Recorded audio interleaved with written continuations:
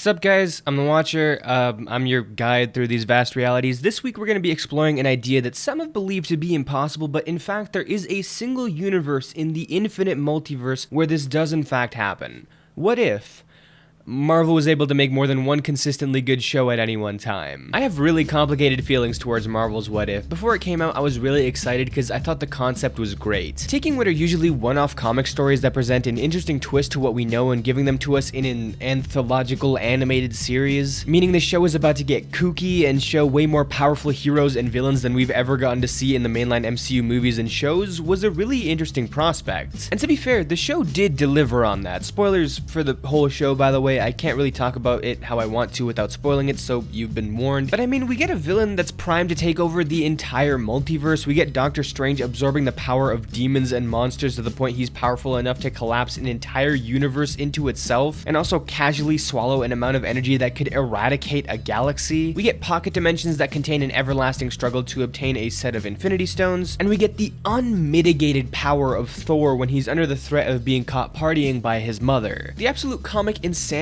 brought in by this show is awesome, and I love it. But at the same time, this show is the most uneven helping of episodes we've gotten from the Marvel Disney Plus shows so far, which is saying a lot because even though Loki was pretty consistent, Falcon and the Winter Soldier was a show with a couple of good moments in a heap of garbage. I really didn't like that show. I thought it was a serious waste of time. And WandaVision, even though I liked it, is undoubtedly all over the place and sort of transformed what it was halfway through in a way that wasn't as satisfying as it could have been. If WandaVision is all over the place though, I don't even know what to call What If. In the same season, we got episodes that played it so safe that it was basically a 30-minute gender-swapped retelling of a movie that came out 10 years ago, and episodes that were so zany that they had the heroes using Nazi AI to defeat a villain who did this to Thanos after he already had 5 Infinity Stones. Back to back, we got one of the best things that Marvel has ever put to screen in my opinion. It was fantastic from start to finish, and it showed off the easy MVP of the whole season, all while doing at least what I think is the best non-Infinity War ending that the MCU has done to date, followed by one of the most disappointing things I've seen in a minute. I know episode 5 has its fans, but it was such a rushed, tonal nightmare that gave absolutely nothing time to breathe that it ended up feeling like watching a synopsis of a much cooler episode or movie. I think a big reason why What If is so inconsistent is that it doesn't have a handle on what exactly it's supposed to be. This is clearly the most comic-like thing in Marvel's catalog on either the big or small screen, but still, the people behind the show need to realize both the advantages and the shortcomings that TV has compared to graphic novels, and adjust accordingly instead of just trying to make a 30-minute moving comic book. One thing that you'll notice in the What If comics and any comic book that's trying to tell a full story in a single issue is that it absolutely blazes through the story exceptionally fast. Most of these issues are between 20 to 30 pages long, and over the past 30-odd years, it's far less common to have every page plastered with text to the point where you can barely see the art, which is all to say that you don't really have a lot of real estate to tell your story. The main problem that people are willing to ignore with these stories then is that sometimes things will happen a lot easier than they seem like they would, or people will act kinda gullible in order for the plot to happen. Take this issue of What If, where Thanos joins the Avengers. It seems like everyone but Cap trusts Thanos way too fast after the initial reaction of, wait, what? No, we don't want to work with him, that's weird. They flip over to, alright, I guess we gotta trust him very quickly, and the same sort of thing happens later on when the resistance that characters put up against the idea that Cap died in battle with Thanos being the only witness is incredibly flimsy. It's like, hey, that's a bit suspicious that he died and only you saw it, and now you're carrying his stuff, but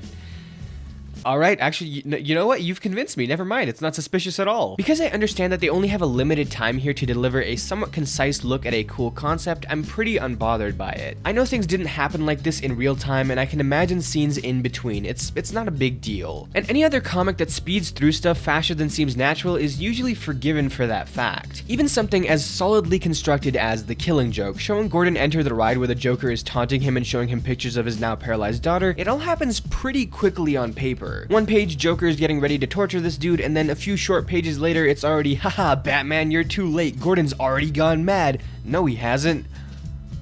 Oh, she. But the thing is, with a 30-minute episode, there's a little bit more time to flesh some of this stuff out, and that's also expected of a TV show. There needs to be more overt reasoning for why things are happening, and the audience is less inclined to just give you the benefit of the doubt that events would happen the way we see them without you doing the actual work to justify it. But What If doesn't seem to understand that super well. Instead of using the extra time to flesh stuff out, it adds more crazy twists and plot developments and takes on a grander scale with more characters, while retaining the lack of believable storytelling that the comics have. And what you you end up with is some super cool scenarios, but the audience is always asking, wait, why did this happen? It doesn't feel like it should have gone this way. Because everything that happens is done in service of setting up something cool rather than the cool thing happening justifiably as a result of believable character choices. Here's an example from the finale. One thing I was wondering the whole time is, why is this the team that was assembled? I know that it's people from the universes that we've already seen in the show, aside from Gamora, who's from a delayed episode, which is going to be a part of season 2. That part makes sense, obviously, but there's no real justification given for why the Watcher, who has seen way more than the 8 universes that we have, chose this set of heroes specifically. We just know that this is the team he chose, and that's that. He says they're all meant to fit together, but that doesn't mean anything. It really makes you wonder, hey, if he's trying to assemble a team of heroes to stand up to a multiversal threat, then why is he including Party Thor, who's done nothing substantial in his journey as a hero yet except clean some graffiti? We've already seen a much more capable Thor from the main MCU, so even of the 2 on-screen Thors that we know of, this is the worst one. Why was he chosen? These aren't all the most powerful or well-intentioned heroes in the multiverse, so there has to be a specific reason they were chosen, right? There's some exact way that the Watcher knew that they'd bounce off each other in order to win. Well, no, they kind of just lampshaded, like, yeah, the Watcher knew exactly what would happen if he chose this team, so we're supposed to believe that any other combination would have messed it up somehow, even though there's no evidence to prove that fact. They kind of attempted to show why some characters were needed, like how the Watcher made sure that the universe they ended up at was the only one where somebody had found a way to weaponize Zola, and the fact that Killmonger was chosen because of his selfishness, and that would create a power struggle that led to the pocket dimension. But when you make a point to handpick a team from the quite literal infinite possibilities of the multiverse, and the reason for most of them being there is a hand wavy, yeah, it was all meant to happen exactly like this, that's why I picked them, it starts to make you feel like the show is using cheap tricks to justify doing cool things. And yes, I know that New Rockstars has a video that talks about why the Watcher chose these specific heroes, and